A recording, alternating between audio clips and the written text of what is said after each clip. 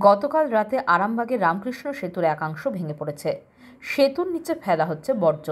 শহরের জল নিকাশি ব্যবস্থা, তারকেশ্বর থেকে বাঁকুড়া যাওয়ার রাজ্য সড়কে বড় বড় গর্ত। এছাড়া আরামবাগকে জেলা করানি কি জানালেন আরামবাগের বিজেপি বিধায়ক মধুসূদন বাগ, দেখুন বিস্তারিত। আরামবাগ শহরের রাস্তাঘাট, জল নিকাশি ব্যবস্থা, রাজ্য সড়ক তারকেশ্বর থেকে বাঁকুড়া যাওয়ার যে রাস্তা, হ্যাঁ, এই এই এই সমস্ত বিষয়ে বড় বড় গর্ত হয়ে আছে। রামকৃষ্ণ সেতুর আজকে একাংশ ভেঙে পড়েছে, তার নিচে নোংরা ফেলা হচ্ছে। এই বিষয় নিয়ে আপনি কি বলবেন? প্রথমত, যখন জাতীয় সড়কের কাজ শুরু হয়ে দীর্ঘদিন ধরে চলছে, তখন আমরা বিধানসভায় প্রশ্ন করেছিলাম জাতীয় সড়কের কাজটা, স্টেট হাইওয়ের কাজটা কবে শেষ হবে। মাননীয় পূর্তমন্ত্রী বলেছিলেন 24 সালের ডিসেম্বরের মধ্যে শেষ হবে। শেষ হয়নি, যাই হোক শেষ হয়েছে। তারপরে আমি যে প্রশ্নটা করেছিলাম যে মায়াপুর থেকে জয়রামপুর পর্যন্ত রাস্তাটার বেহাল অবস্থা, আপনি এটা করে দিন। করতে হবে, খুব ভোগান্তি হচ্ছে মানুষের, গাড়ি ঘোড়ার যাতায়াতের খুব সমস্যা হচ্ছে, অ্যাক্সিডেন্ট হচ্ছে। উনি বললেন ডিপিআর হয়ে গেছে। ডিপিআর হয়ে গেলেই কিন্তু কাজটা শেষ হয় না। ডিপিআর হবার পর ওটাকে আপনার অর্থ দপ্তরের অনুমোদন চাই, টাকা পয়সা চাই, তারপরে টেন্ডার হবে। এটুকু মানে আমি আশ্বস্ত হচ্ছি যে কাজটা হবে, যেহেতু মন্ত্রী বললেন যে ডিপিআর হয়ে গেছে। তো আর রাস্তাঘাটগুলোর যে নির্মাণ করার, এই যে 19টা ওয়ার্ড নিয়ে আরামবাগ পৌরসভা তার দিনের পর দিন পরিধিটা বৃদ্ধি করতে চাইছে। কিছুটা বৃদ্ধি করেছেও দেখেছেন। তো পৌরসভা তার এলাকাটা বৃদ্ধি করছে, করুক, কিন্তু তার সঙ্গে সঙ্গে পরিষেবাটা বৃদ্ধি করলে ভালো হতো। এই প্রতি বছর এই আপনার 12 নম্বর এই বিবেকানন্দ পল্লীতে 1 হাঁটু জল নিকাশি ব্যবস্থা নেই। আমার বাড়ির সামনে 1 ফুট জল নিকাশি ব্যবস্থা নেই। শুধু এই দুটো জায়গা নয়, আপনার বহু জায়গায় আরামবাগে বন্যা হলে বন্যা অনেক দূরের কথা, মানে প্রাকৃতিক কারণে কয়েকদিন যাবৎ টানা বৃষ্টি হলে এ প্রচন্ড ভয়াবহ অবস্থা তৈরি হয়। মানুষ ঘর থেকে বেরোতে পারে না। আমি মায়াপুরে গিয়েছিলাম, আপনারা নিশ্চিতভাবে লক্ষ্য রেখেছেন। এক এক কোমর জল পেরিয়ে গিয়েছি, কোথাও নৌকায় করে গিয়েছি, কোথাও মোটর সাইকেলে করে গিয়েছি। তো এইখানে আমি বলেছিলাম, দেখবেন যে ম্যানমেড বন্যা ওরা বলে না, আমরা বলি ম্যানমেড বন্যা নয়, এটা হচ্ছে তৃণমূল মেড প্রবলেম। কারণ আমি ওদের তৃণমূলের নেতাদেরও বলি, আমি বলি, দেখা হলে বলি বিধানসভায়, যে হলো আপনি নৌকায় করে ঘুরছিলেন, কি হয়েছে গো ওখানে, জল পেরিয়ে পেরিয়ে যাচ্ছিলেন। আমি বললাম, আপনারা সরকারে রয়েছেন, আপনাদের দপ্তরকে বলুন না যে ওই সেচ খালগুলোকে সংস্কার করে দিন। আরামবাগের ওই যে মায়াপুরের যে দহ খাল রয়েছে, দহ খালের সংস্কার করে দিলে জল নিকাশি হয়ে যায়। হাজার হাজার বিঘা জমি, হাজার হাজার একর বিঘা জমি, তার ফসল নষ্ট হয়ে গেল। এরা বলছেন যে আমরা চাষ করতে পারবো না দ্বিতীয়বার। কত পার্সেন্ট সরকার দেবে, অনুদান দেবে, এই সাবসিডি দেবে বা সহায়তা দেবে? কজন পাবে? সবাই পাবে না। 20% হয়তো দেবে। 20% কয়েকজনকে দিয়ে বলবে সব দেওয়া হয়ে গেল। তা আবার বেছে বেছে ওদের পরিচিত লোকগুলোকে দেবে। যারা যদি, কোনো কৃষক যদি বিজেপি ভক্ত হন, কোনো কৃষক যদি বিজেপিকে ভোট দেন, সেটা যদি চিহ্নিত হয়ে থাকে ওদের কাছে, তাহলে তারা পাবেনই না। এই দ্বিচারিতা চলবে।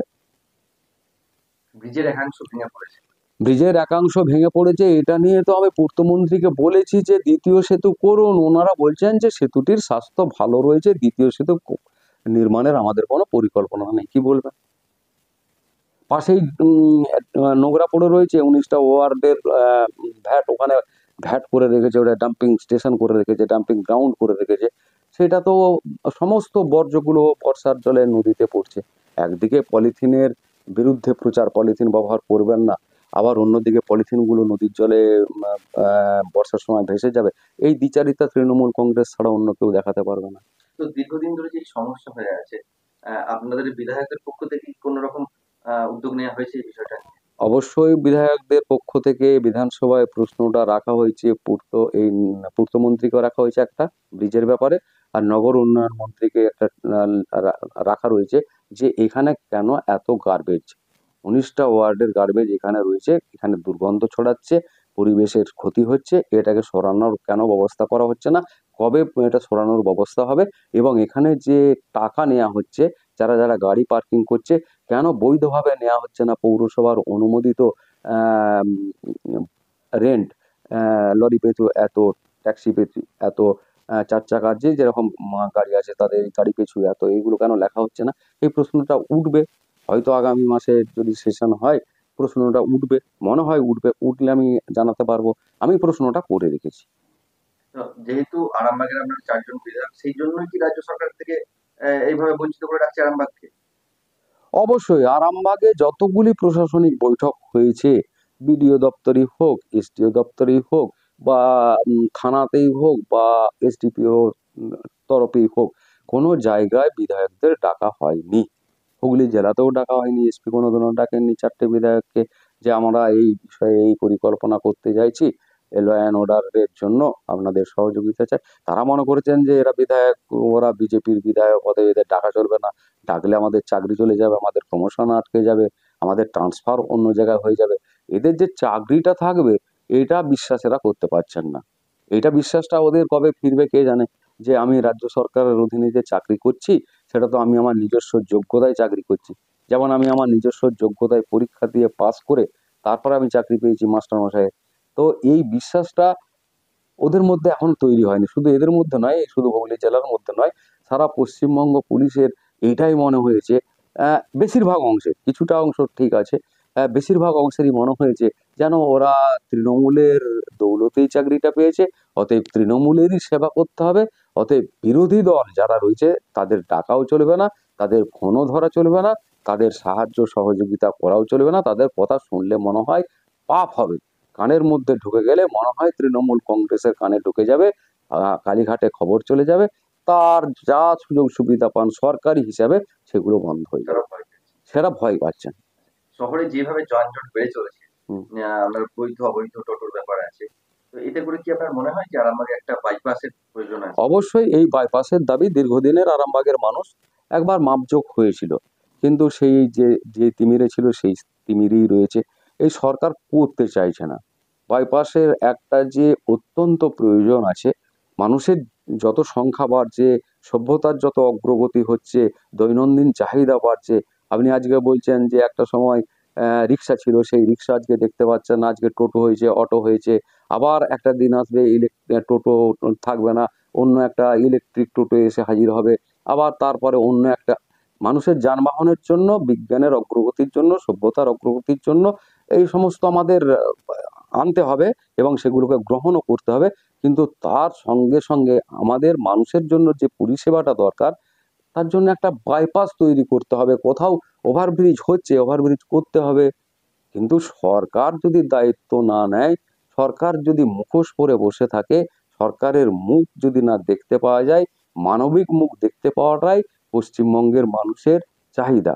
দিনের পর দিন রাস্তা দখল হচ্ছে, ফুটপাতও দখল হয়ে যাচ্ছে। ফুটপাত দখল হচ্ছে, রাস্তা দখল হচ্ছে, সমস্ত কিছু দখল হয়ে যাচ্ছে, জমির লোকের দখল হয়ে যাচ্ছে। আমরা দুজন যেখানে দাঁড়িয়ে বসে রয়েছি দুটো দূরত্বে, এই মাঝখানে যেখানটায় আমি 4 ফুট বাই 4 ফুট জায়গা ধরলাম, এই জায়গাটায়, তো আমার আমার থেকে এই ধরুন এই সোজা এল প্যাটার্নের একটা জায়গা রয়েছে, সেই রাস্তাটায় আপনার ওখানে পৌঁছে যাওয়া যাবে মেন রাস্তায়। কিন্তু ভদ্রলোক গায়ের জোরে তৃণমূল কংগ্রেসের নেতা হওয়ার জন্য আমার এই 2.5 কাঠা জায়গার উপরে সোজাসুজি রাস্তা করে ফেললেন। এটা আমি প্রশাসনকে বলেছি যে এটা দেখে দিন, এটা দেখুন, এটা যদি মনে করেন যে হ্যাঁ এই সোজা রাস্তাটা করা উচিত, 2.5 কাঠা জমির উপর কার ব্যক্তিগত জমি, কি পারপাসে সে কিনেছে, কেন আমার দেখবার দরকার নেই, আমার ঘাড়ে ক্ষমতা রয়েছে, আমি এই সোজাসুজি রাস্তা করে দেবো। যে রাস্তাটা ডিমার্কেশন করা রয়েছে ম্যাপেতে, সবাই মিলে আলোচনা করে, এই যে আমি আমার বাড়ি থেকে বেরোবো, এল প্যাটার্নের এই দিকে গিয়ে ওখানে গিয়ে মেন রাস্তায় উঠবো, এটা হওয়া উচিত। কিন্তু ওই প্রশাসনকে বলা রয়েছে, প্রশাসন যদি নাকে সর্ষের তেল দিয়ে ঘুমায়, তাহলে কুম্ভকর্ণের ঘুম ভাঙানো যেমন দেরি হয় সেরকম দেরিই হবে। পশ্চিমবঙ্গের সচেতন মানুষ এই কুম্ভকর্ণকে জাগাবে, 6 মাস পরে জাগবে। আর শেষ প্রশ্ন আপনাকে করছি, আরামবাগকে জেলা করার বিষয়ে আপনারা কতটা উদ্যোগী যে আরামবাগ জেলা হবে? আরামবাগ জেলা হওয়া উচিত, এটা ভারতীয় জনতা পার্টির প্রথম চিন্তা ভাবনা, এটা শুধুমাত্র আমাদের রাজ্যের নয়, কেন্দ্রের চিন্তা ভাবনা। দেখুন, কেন্দ্র থেকে সিদ্ধান্ত হয়েছে যে পশ্চিমবঙ্গকে 42টা জেলায় ভাগ করা হবে, তার মধ্যে 2014 সালে আরামবাগ সাংগঠনিক জেলা আমরা করেছি। পরবর্তীকালে তৃণমূল কংগ্রেসও আরামবাগ সাংগঠনিক জেলা করেছে। আরামবাগকে সাংগঠনিক জেলা ঘোষণার মধ্য দিয়েই আমরা ভারতীয় জনতা পার্টি বলে দিয়েছি যে এটা জেলা চাই। জেলা হোক, জেলার দাবিতে আমরা আমার সমর্থন আছে, আমার দলের সমর্থন রয়েছে, নিশ্চিতভাবে আমরা চাই। আমি এটা বিধানসভায় তুলেছি। এই প্রশ্নটাও বাই দি ওয়ে আমি আপনাকে বলে দিই যে আপনার এডিআই নেই। এডিআই পোস্টটা মানে পরীক্ষা দিয়ে দিয়ে ওটা এরকম ভাবে হয়। আমি মাননীয় শিক্ষামন্ত্রীকে বললাম যে পোস্টটা ফাঁকা রয়েছে, মানে চেয়ারটা ফাঁকা রয়েছে। বললো আপনি তো জানেন যে এটা পরীক্ষার মাধ্যমে হয়, এটা প্রমোশনের পদ, প্রমোশন হয়, চেয়ারটা অন্তত রক্ষা করুন, চেয়ার একটা মানুষকে দেন, তাড়াতাড়ি করুন। কেননা এখানে আরামবাগ সাব ডিভিশনের যতগুলি স্কুল রয়েছে তাদের সবাইকে স্কুল কামাই করে তাদের যেতে হচ্ছে চুঁচুড়া। চুঁচুড়া যাওয়া আসা মানে একটা দিন ডিআই অফিস, একটা দিন যাওয়া একটা কাজের জন্য কতবার তাকে যেতে হয় একজনকে। তাহলে স্বাভাবিকভাবে এই প্রশ্নটা আমার ওখানে শিক্ষামন্ত্রীর কাছে বলা রয়েছে যে যত দ্রুত পারেন এডিআইকে অন্তত আরামবাগে পোস্টিং দেন, যাতে করে মানে আরামবাগের সমস্ত স্কুলগুলোকে হেডমাস্টার মশাই বা অ্যাসিস্ট্যান্ট হেডমাস্টার মশাই যারা এই কাজটা করেন তারা যে সাফার করছেন, অ্যাকচুয়ালি সাফার করছে তো ছেলে মেয়েরা। একজন মাস্টারমশাই না থাকলে তার এমনিতেই তো স্কুলে নিয়োগ নেই, শিক্ষক নিয়োগ নেই, স্কুলগুলো বন্ধ হয়ে যাচ্ছে, সরকারি স্কুল। সেই জায়গায় দাঁড়িয়ে আমাদের মনে হয় যে সরকার চোখ বন্ধ করে বসে রয়েছে যে শিক্ষা নিয়ে কিচ্ছু হবে না। শিক্ষা যদি মানুষের পেটে যায় তাহলে সে প্রশ্ন করবে। অতএব বোকা লোকের প্রশ্ন নেই, খাই দায় ঘুমোয়। তাই এরা শিক্ষা ব্যবস্থাটার উপরে চরম আঘাত হেনেছে। এই আঘাত হানাটার একটা প্রক্রিয়া হলো এই এডিআই পোস্টটাকে ফিল আপ না করা, এডিআইকে এখানেতে না আনা, স্কুলগুলো বন্ধ করে দেওয়া, শিক্ষক নিয়োগ নেই। এটা কি একটা রাজ্যের শিক্ষা ব্যবস্থার হাল? এইরকম 26,000 ছেলে শিক্ষক শিক্ষিকা তাদের চাকরি চলে গেল। একটা নিয়োগ হলো, স্বচ্ছভাবে হলো না। স্বচ্ছভাবে কোনো নিয়োগ পশ্চিমবঙ্গের বুকে হয়নি। তার মানে কি আপনি শিক্ষক নিয়োগ করতে চাননি? যদি শিক্ষক নিয়োগ আপনি করতে চাইতেন, যদি স্কুলগুলোর প্রাণ খোলা পরিবেশ যদি আপনি রাখতে চান, তাহলে নিশ্চিতভাবেই ওই একজন ব্যক্তি তৃণমূল কংগ্রেসের জগ ছুড়ে অধ্যাপিকাকে মারবে সেই পরিবেশ নয়। এর আগে যে পরিবেশ, শিক্ষাঙ্গনের যে পরিবেশ থাকা উচিত, মানে সেই পরিবেশটা যদি আনতে হয় শিক্ষক নিয়োগ করতে হবে। শিক্ষক নিয়োগের প্রক্রিয়াটাতে এরা সম্পূর্ণ ব্যর্থ হয়েছে। রাজ্য হাইকোর্ট এবং সুপ্রিম কোর্ট বারে বারে বলেছে চাল এবং কাঁকড়ের মধ্যে পার্থক্যটা আপনারা দেখিয়ে দেন। এরা পারতেন, এরা পারলে যে অযোগ্য লোকগুলিকে বলা হচ্ছে সেই অযোগ্য শিক্ষক শিক্ষিকাদের তালিকাটা যদি হাইকোর্টে বা সুপ্রিম কোর্টে এরা দিয়ে দিতেন, তাহলে যোগ্যরা বাঁচতেন, যোগ্যদের এরা পরীক্ষায় বসতে হতো না। এবং আর একটা জিনিস প্রমাণিত হতো যে এরা এদের কাছ থেকে টাকা নিয়েছে সত্য, কিন্তু এরা ডিরেক্ট এই সত্যটা প্রকাশ করে এই বাকি লোকগুলোর টাকাটা ফেরত দেওয়ার এদের ক্ষমতা নেই, টাকাটা এরা খরচা করে ফেলেছে।